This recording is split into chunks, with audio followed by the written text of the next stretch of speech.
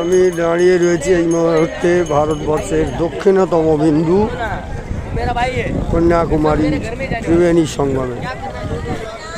ত্রিবেণী সঙ্গম কেন বলা হয়? আমার বাম দিকে দেখুন, বাম দিকে যেদিকে সূর্য এইমাত্র উদিত হইল, এই দিকটি হলো বঙ্গোপসাগর। আমার সামনে প্রসারিত ভারত মহাসাগর এবং ডান দিকে রয়েছে আরব সাগর। কাজেই এই বিন্দুতে বঙ্গোপসাগর, ভারত মহাসাগর এবং আরব সাগর মিলিত হয়েছে। সেই জন্য এই জায়গাটিকে খুবই পূর্ণ হিসেবে ধরা হয় এবং এটিকে ত্রিবেণী সঙ্গমও বলা হয়। এখানে বহু লোক স্নান করে। এই মুহূর্তে এই ভোরবেলাও অনেকেই দেখছি স্নান করছে।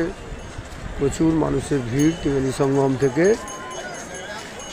সানরাইজ দেখবার জন্য। সুন্দর দেখা গেল। প্রায় 6টা 58 মিনিটে সূর্যোদয় হলো। কন্যাকুমারী থেকে ট্রাভেলস উইথ বিজয়ের সাথে বিজয় চক্রবর্তী বলছি।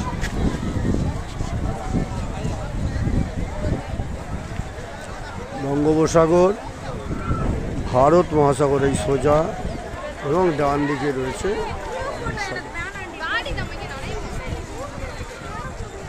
তিনটি সমুদ্রের জল একসাথে মিশে গেছে। কালারও আলাদা, এর ভালো করে পর্যবেক্ষণ করলেই বোঝা যায়।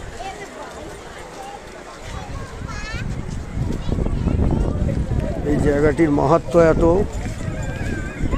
এই বাঁ দিকে রয়েছে কুমারী মাতা মন্দির, দূরে রয়েছে বিবেকানন্দ রক এবং তামিল কবি তিরুভল্লুভারের মূর্তি।